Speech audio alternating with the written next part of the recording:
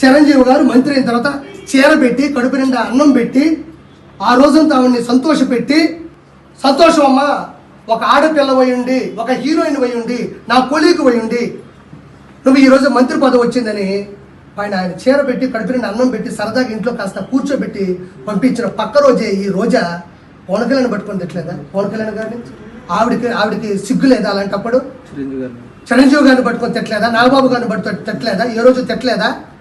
అదే రోజా, ఆర్కే రోజా చిరంజీవి గారు తెలుగు సినిమాలు హీరోయిన్గా చేయలేదు. ఎన్నిసార్లు వాళ్ళు కలిసి భోంచేస్తుంటారు, ఎన్నిసార్లు వాళ్ళ సీన్లు డైలాగులు ఇద్దరు కలిసి మాట్లాడుకొని ఉంటారు, ఎన్నిసార్లు ఒకరినొకరు ప్రోత్సహించుకొని ఉంటారు.